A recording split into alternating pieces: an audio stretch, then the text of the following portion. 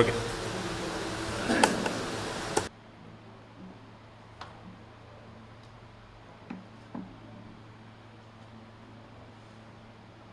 ఈ సంవత్సరం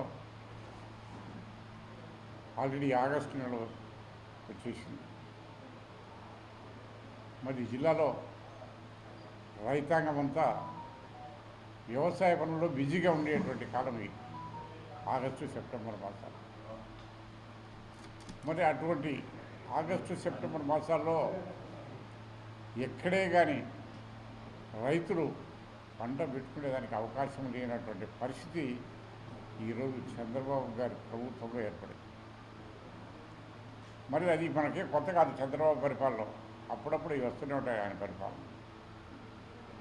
మరి ముఖ్యంగా మనకు ఆంధ్రప్రదేశ్లో వర్షాలు లేకుండా కానీ కూడా పైన కర్ణాటక మహారాష్ట్రాల్లో పడినటువంటి వర్షాల వల్ల కృష్ణా డెల్టాలో కృష్ణా యొక్క పరివాహక ప్రాంతాల్లో మరి నీరు రావడం జరుగుతూ ఉంది. పైన ఉన్నటువంటి ఆల్మట్టి కానివ్వండి, నారాయణపూర్, జూరాల ఈ 3 ప్రాజెక్టులు కూడా పూర్తి సామర్థ్యంతో నిండుకుండలా ఉన్నాయి. మరి మనం ఒకటే గమనించాలా, అక్కడి నుంచి శ్రీశైలానికి కూడా దాదాపు 1,60,000 క్యూసెక్ నీరు చేరుతా ఉంది. దాదాపు 100 టీఎంసీలకు పైనే వచ్చినాయి. మరి మనకు తెలుసు శ్రీశైలం నుంచి కూడా మనకు రాయలసీమకు ఒకటి శ్రీశైలమే ఆధారం. శ్రీశైలం ప్రాజెక్ట్ నుంచి మనకి ఈ యొక్క కెనాల్స్ అన్నీ కూడా కేసీ కెనాల్ కానివ్వండి, చెడుకం కానివ్వండి, ఎస్ఆర్బీసీ కానివ్వండి, అగ్నివా కానీ ఏవైనా సరే మనకు శ్రీశైలమే ఉంటారు. ఇంతవరకు మనకు శ్రీశైలంలో Pothireddypadu head regulator silver 854 minimum ఉండాలి. 854 లేదు కాబట్టి మనం కూడా అడగలేని పరిస్థితి వచ్చింది. మరి ఈరోజు 854 కాదు, దాదాపు 870 వరకు కూడా నీళ్ళు వచ్చాయి. 100 టీఎంసీ నీరు చేరింది. మరి 854 లెవెల్ నుంచి ఎప్పుడైతే వచ్చిందో మరి రాయలసీమకు పోతిరెడ్డిపాడు హెడ్ రెగ్యులేటర్ ద్వారా వదలాల్సినటువంటి బాధ్యత ప్రభుత్వం మీద ఉంది, ఈ కూటమి ప్రభుత్వం మీద. మరి ఎందుకనో ఈ తెలుగుదేశం పార్టీ కానీ కూటమి నాయకులు కానీ రాయలసీమకు నీరు ఇచ్చే విషయంలో మరి ఎవరు కూడా బాధ్యత తీసుకోవడం లేదు. ఎందుకు తీసుకోవడం లేదో అర్థం కాదు. అంటే రాయలసీమ రైతాంగం మీద ఎవరికి ఇంట్రెస్ట్ లేదన్నమాట. మరి ఈరోజు మనం చూస్తున్న పరిస్థితి ఏ రకంగా ఉందంటే చాలా గ్రామాల్లో తాగునీటి ఎద్దడి అప్పుడే స్టార్ట్ అయింది. త్రాగునీటి సమస్య ముందు స్టార్ట్ అయింది. ముందు ఆయకట్టుకు దేవుడు అడుగుతుంది. ఈ పరిస్థితిలో కనీసం పోతిరెడ్డిపాడు హెడ్ రెగ్యులేటర్ నుంచి నీరు వదిలితే దాని ద్వారా అటు మైలవరానికి కానీ, గండికోట కానీ, ఇటు వెలుగోడుకు కానీ, అటు బ్రహ్మసాగర్ కానీ నీళ్లు పెట్టుకుంటే గిట రేపు పొద్దున్నే ఆయకట్టుకు కానీ అవసరమైనప్పుడు డ్రింకింగ్ వాటర్ కూడా అది ఉపయోగించుకోవడానికి అవకాశం ఉంది. మరి ఈరోజు మనం చూస్తున్నాం పెన్నా పరివాహక ప్రాంతంలో పెన్నా మీద ఆధారపడి నీటి ప్రాజెక్టులు కట్టేటువంటి త్రాగునీటి ప్రాజెక్టులు చాలా ఉన్నాయి. జమ్మనోడు కానివ్వండి, ప్రొద్దుటూరు కానివ్వండి, మరి కడప కానివ్వండి, ఈ యొక్క చాలా ప్రాంతాల్లో కూడా త్రాగునీటి సమస్య అప్పుడే స్టార్ట్ అయింది. మరి కనీసం ఒక్కసారి ఆ నీరు గిన పోయా కుందు పోతిరెడ్డిపాడు ఎడ్డుకుని ఉందిగా పెన్నాలో పడితే కనీసం కొన్ని గ్రామాల్లో త్రాగునీటి సమస్య ముందు పరిష్కారం అవుతుంది. మరి అన్నిటికి మించి ఈరోజు మనం చూస్తున్నాం పైనటువంటి ప్రాంతాల్లో ఫర్ ఎగ్జాంపుల్ ఆల్మట్టి ఉంది. ఆల్మట్టి నిండా కూడా కిందికి నీళ్ళు ఇచ్చారా? ఇవ్వలే. నారాయణపూర్ నిండకుండా నీళ్ళు కిందికి ఇచ్చారా? ఇవ్వలే. మరి అదే జూరాల ప్రాజెక్టు ఉంది. మరి జూరాల ద్వారా కుడి ఎడమ కాలువల ద్వారా కొన్ని వేల ఎకరాలకి ముందు నీరు ఇచ్చారు తెలంగాణ వాళ్ళు. మరి అక్కడ మాత్రం సుభిక్షంగా నీరు పారుతూనే ఉన్నాయి. మరి మనకు శ్రీశైలం నీళ్ళు వచ్చినా కానీ కూడా మనకి ఎట్టేందుకు మన అధికారులు కానీ మన నాయకులు కానీ అని ఈ యొక్క కూటమి ప్రభుత్వం కానీ ఎందుకు కానీ చర్యలు తీసుకోవడం లేదు. రాయలసీమ మీద ఉండేటువంటి చిత్తశుద్ధి ఏమిటి? మరి స్వయానా ముఖ్యమంత్రే రాయలసీమ వాడేంటి కూడా మనమేం ఫేవర్ చేయమని అడగలే, న్యాయం చేయమంటున్నాం. పైన ప్రాజెక్టులు ఏ రకమైన పద్ధతిలో నీరు అందించారో అవి పూర్తి స్థాయి వచ్చిన తర్వాత కిందికి వదులుతాడు తప్పక మధ్యలో ఒకరు వదలలే.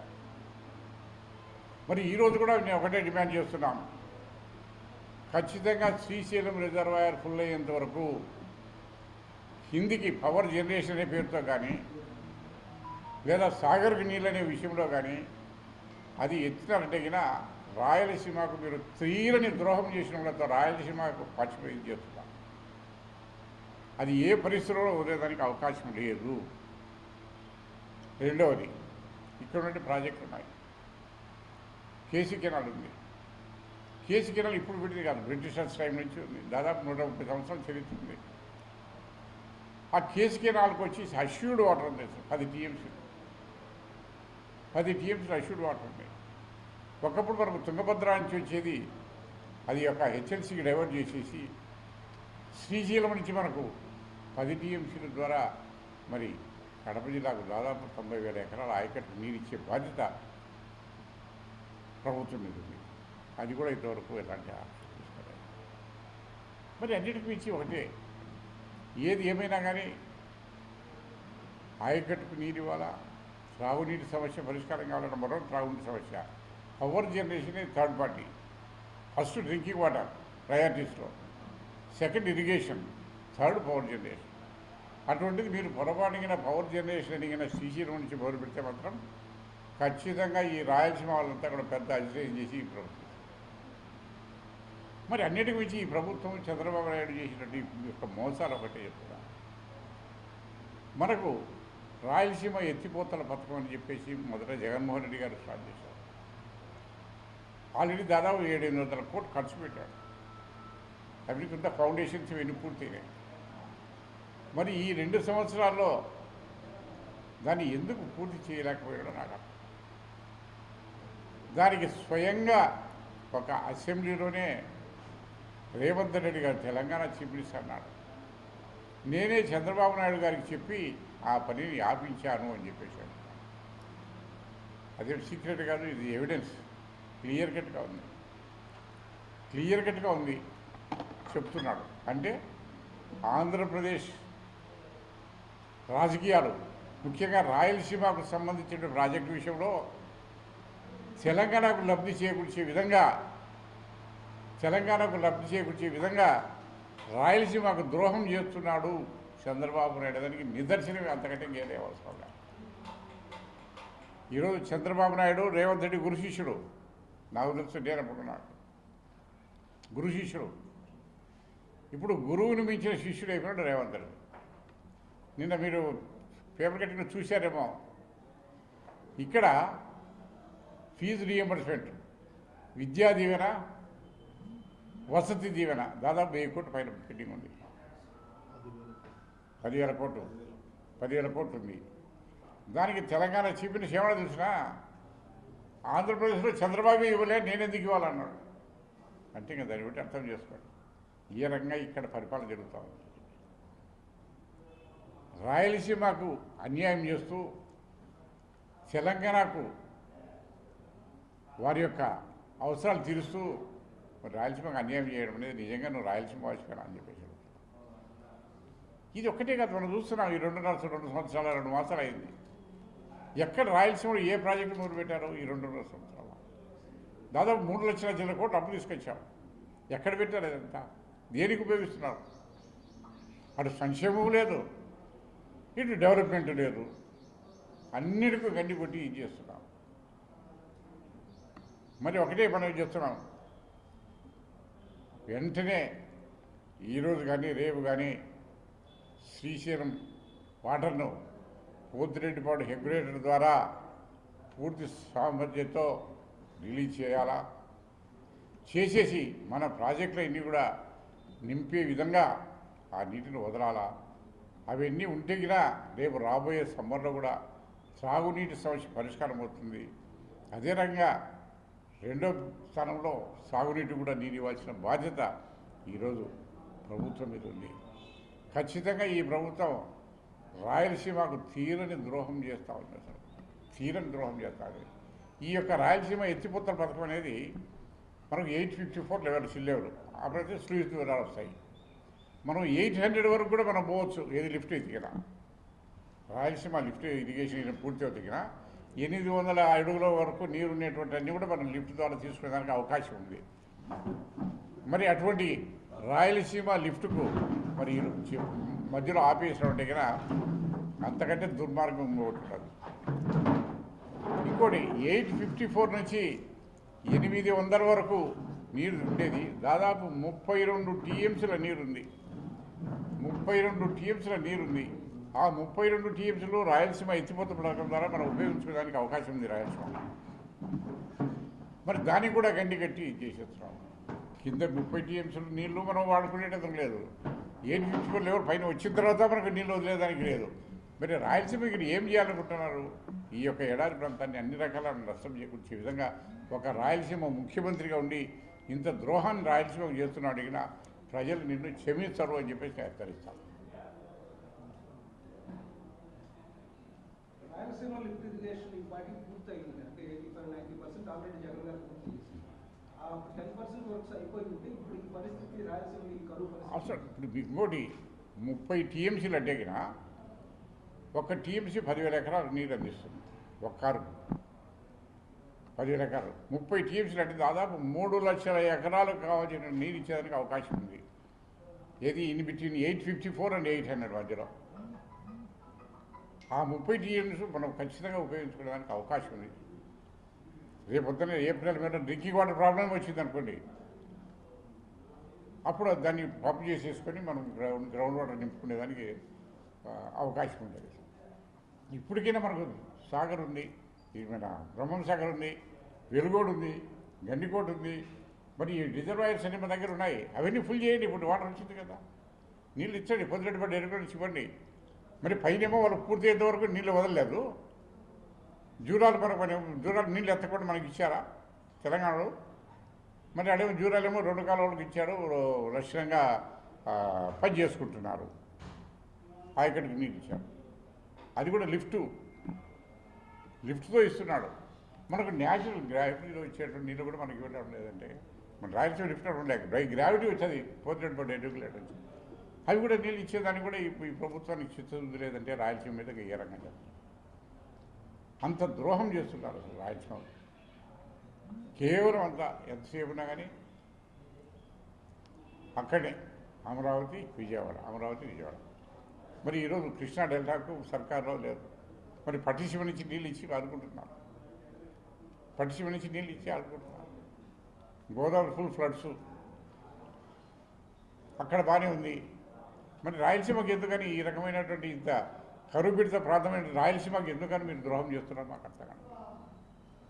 ఒక రాయలసీమ ముఖ్యమంత్రిగా ఉండి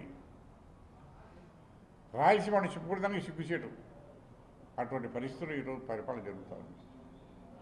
ఏదేమైనా కానీ వెంటనే నీరు తీసుకోకపోతే మాత్రం ఖచ్చితంగా ప్రత్యక్షంగా ఆందోళన కార్యక్రమం చేపట్టి రాయలసీమకు తాగునీటి విషయంలో వైఎస్ఆర్ కాంగ్రెస్ పార్టీ అన్ని రకాల పోరాటానికి సిద్ధమవుతూ ఉంది అని ప్రభుత్వాన్ని హెచ్చరిస్తున్నారు.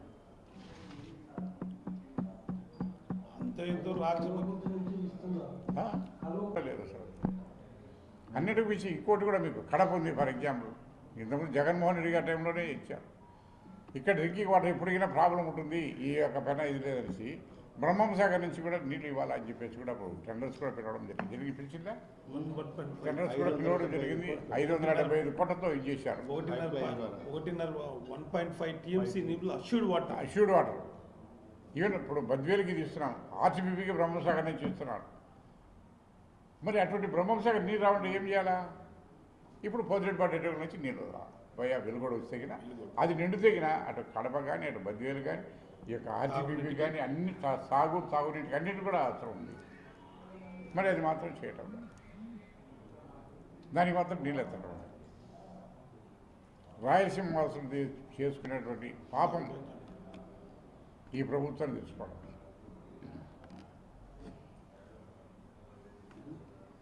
రాజశేఖర రెడ్డి గారు, మైసూర్ రెడ్డి కాంగ్రెస్ పార్టీ ప్రభుత్వం 95 నుంచి ముఖ్యమంత్రిగా ఉండి రాయలసీమకు ద్రోహం చేసిన వ్యక్తి చంద్రబాబు నాయుడు. 95లో శంకుస్థాపన చేశాడు. కేవలం దానికి నిధులు సమకూర్చకుండా కేవలం 50 కోట్లు 10 కోట్లు కేటాయించి కేవలం 2004 వరకు కూడా తీవ్రమైన ద్రోహం చేసింది. ఈ ప్రాంతంలో వాసిన రైతు సోదరులందరికీ కూడా ఒక కారు కూడా పండించుకుంటే పరిస్థితి లేని పరిస్థితిలో రాజశేఖర గారు 2004 ముఖ్యమంత్రి అయిన తర్వాత బ్రహ్మసాగరంని జాతికి అంకితం ఇచ్చింది రాజశేఖర రెడ్డి. గండికోటని కూడా 80% కంప్లీట్ చేసి గండికోటకు కూడా 10 టీఎంసీలు ఆ రోజు రాజశేఖర గారు పెట్టారు. 2004 నుంచి 2019 వరకు కూడా చంద్రబాబు నాయుడు అధికారంలో ఉన్నాడు. రాజశేఖర్ గారు 9 వరకే ఉన్నది. 9 నుంచి 14 వరకు ఉన్నా కానీ 14 నుంచి 19 వరకు చంద్రబాబు నాయుడు కానీ ఎక్కడ వేసిన గంగులు అక్కడే ఉన్నాయి ప్రాజెక్టులు. జగన్మోహన్ గారు ముఖ్యమంత్రి అయిన తర్వాత గండికోటకి RR&D ప్యాకేజ్ ఇచ్చి 1000 కోట్లు ఇచ్చి 24 టీఎంసీలకు పెట్టిన ఘనత మా జగన్మోహన్ రెడ్డి. నిజంగా 2019 నుంచి 2024 కూడా కడప ప్రాంతంలో 67 టీఎంసీలు పెట్టిన చరిత్ర వైఎస్ఆర్ కాంగ్రెస్ పార్టీ నాయకుడు మా నాయకుడు జగన్మోహన్ గారు ఒకరే. ఇప్పుడు చూస్తున్నాం రాజశేఖర్ గారు 2004లో తీవ్రమైన కరువు ఉన్నప్పుడు అప్పుడు కూడా మైత్కూరు ప్రాంతంలో కేసీ కెనాల్ కూడా నీళ్లు రాలేని పరిస్థితుల్లో కూడా చూసి ఆయన ముఖ్యమంత్రి అయితేనే 10,000 క్యూసిక్లు ఉన్న పోతిరెడ్డి రేటుని 40,000 క్యూసిక్లకు చేసి ఈ ప్రాంతవాసుల రైతుల కోసం వ్యవసాయం మీద ఆధారపడిన వాళ్ళందరినీ కూడా ఆదుకున్న వ్యక్తి రాజశేఖర గారు. కేవలం చంద్రబాబు నాయుడు రాయలసీమలో ఎన్నికై ఇక్కడి నుంచి ముఖ్యమంత్రిగా నిన్ను గెలిపిస్తే ఈరోజు కూడా రాయలసీమ ప్రాంతానికి అన్యాయం చేసే పరిస్థితులు ఉన్నాయి. ఇంత తీవ్రమైన కరువు పరిస్థితులు ఉన్నాయి కానీ ఈస్ట్ గోదావరి, వెస్ట్ గోదావరి, కృష్ణా అన్ని ప్రాంతాల్లో ఈరోజు నీళ్లు పోతున్నా కానీ రాయలసీమలో మనకి నిన్నటికి 854 పైన 1,60,000 క్యూసిక్లు నీళ్ళు వస్తున్నాయి కానీ 854 అడుగులు నీళ్లు ఉన్నా కానీ మన ప్రాంతానికి రాయలసీమకి నీళ్లు ఇవ్వాలనే ఆలోచన చేయని వ్యక్తి చంద్రబాబు నాయుడు.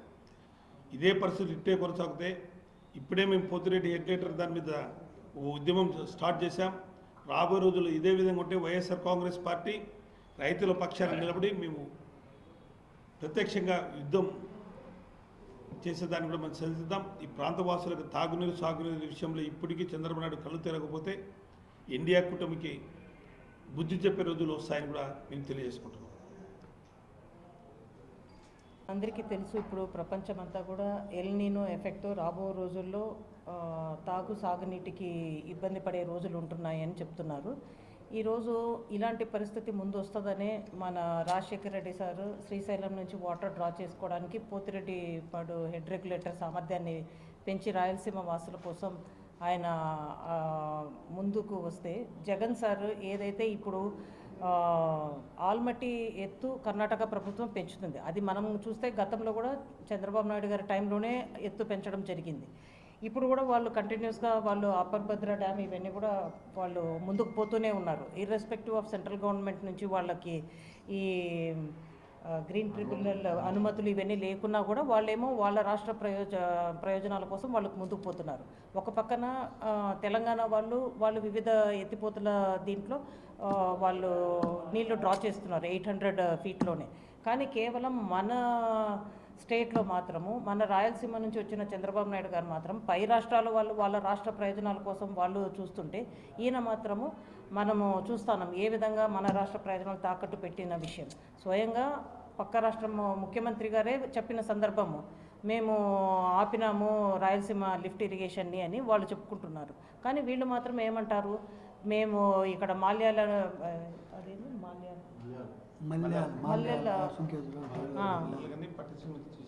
పట్టిసీమ నుంచి ఇస్తామని చెప్తున్నారు. కానీ మనందరం తెలుసుకోవాల్సింది ఏంటంటే 800 ఫీట్ నుంచే వాళ్ళు డ్రా చేస్తున్నప్పుడు మనం కూడా irrespective of permissions Rayalaseema lift irrigation ద్వారా రాయలసీమ ప్రజలకు ఇవ్వాలా. ఎందుకంటే కనుక ఇక్కడ కరువు ప్రాంతము, ఇక్కడ పరిస్థితిని చూసి జగన్మోహన్ రెడ్డి సార్ తీసుకొస్తే ఈరోజు ఆ ప్రాజెక్ట్ని కూడా పక్కన పెట్టిన రాయలసీమ వాసి చంద్రబాబు నాయుడు గారు.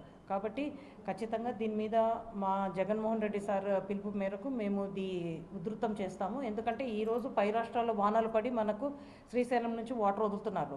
నెక్స్ట్ ఇయర్ పరిస్థితి ఎలా ఉంటుందో తెలియదు. నీళ్లు పైన నుంచి రాకపోతే మాత్రము మొత్తం రాయలసీమ ఎడారైపోతుంది. దీన్ని ముందుగానే అంచనా వేసి జగన్ సార్ ఏదైతే రాయలసీమ లిఫ్ట్ ఇరిగేషన్ తీసుకొచ్చారో ఇది ప్రాజెక్ట్ ఈ ప్రభుత్వం ముందుకు తీసుకెళ్లాల్సిన బాధ్యత ఈ ప్రభుత్వానికి ఉంది. కాబట్టి దీని మీద ఖచ్చితంగా మేము మా పార్టీ అందరం కూడా ఉధృతమైన ఉద్యమాలు ముందుకు చేస్తాం. ధన్యవాదాలు. అందరికీ కూడా నమస్కారాలు. మరి ఇప్పుడే పెద్దలందరూ కూడా చెప్పినట్టుగా చంద్రబాబు నాయుడు ప్రభుత్వం మన రాష్ట్రంలో వస్తే ఉంటే అతివృష్టి లేకపోతే అనావృష్టి.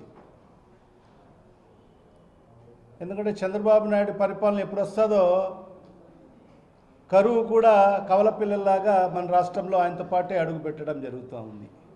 గత సంవత్సరం మనం చూసాం అతివృష్టి, మరి ఈరోజు ఈ సంవత్సరం చూస్తున్నాం అనావృష్టి. మరి ఆ రకంగా వర్షాలు లేవు.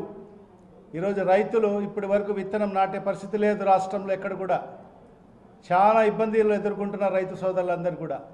మరి ఎక్కడో పై ప్రాంతంలో పడిన వర్షాలకు మరి ఈరోజు మనకు నీళ్లు వస్తున్న పరిస్థితి మనం చూస్తూ ఉన్నాం. మరి జూరాల నుంచి మనకు సుమారుగా 180,000 నుంచి 2 లక్షల క్యూసెక్ల నీళ్లు మరి ఈరోజు శ్రీశైలానికి వస్తున్నాయని చెప్పి మనం పత్రికల్లో మరి చదవడం జరిగింది. మరి ఇప్పుడే పెద్దలు మాజీ శాసనసభ్యులు రఘురామరెడ్డి గారు చెప్పినట్టుగా మనకు శ్రీశైలంకు నీళ్ళు వస్తున్నాయి. మరి గతంలో 854 అడుగులు నీటి మట్టం ఉంటే మన ప్రాంతానికి నీళ్లు తీసుకునేందుకు అవకాశాలు ఉన్నాయి.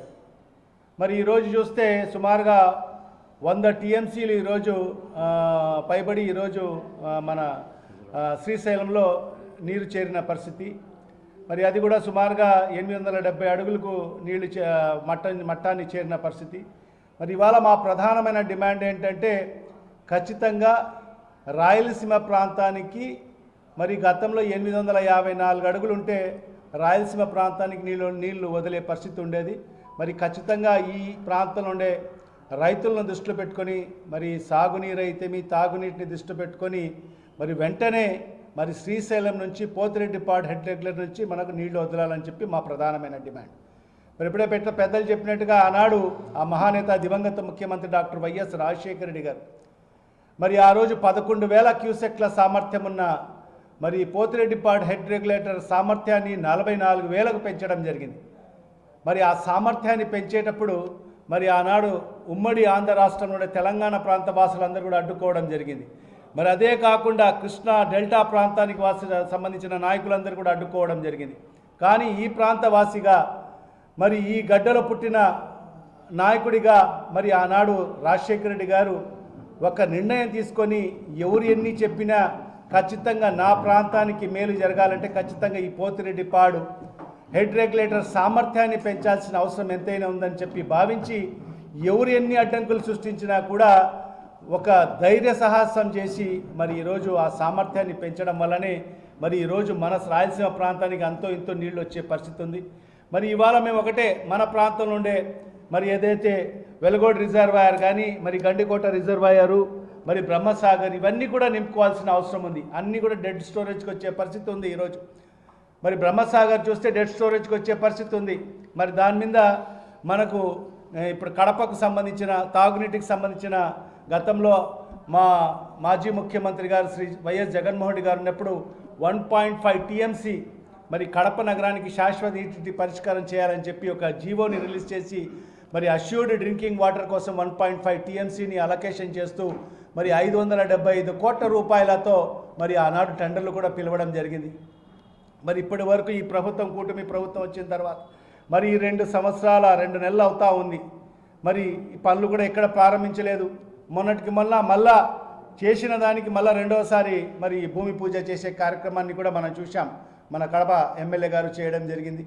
మరి ఇవాళ మేము ఒకటే కోరుతున్నాం, ఎందుకంటే ఇప్పుడు చూస్తే కడపలో ఎలాంటి పరిస్థితి ఉందంటే 3 రోజులకు ఒక్కసారి కూడా నీళ్ళు వచ్చే పరిస్థితి లేదు.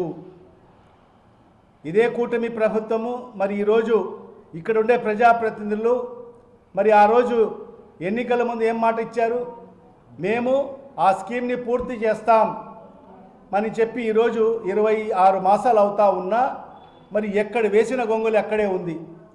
మరి ఆ రోజు ఏం చేశారు, రోజు మేము నీళ్లు సరఫరా చేస్తాం, ప్రతిరోజు నీటి సరఫరా చేస్తామని చెప్పి ఆ రోజు ఎలక్షన్ మేనిఫెస్టోలో మన ఎమ్మెల్యే గారు మరి కడప నగర ప్రజలకందరూ కూడా పాంప్లెట్ పంచడం జరిగింది.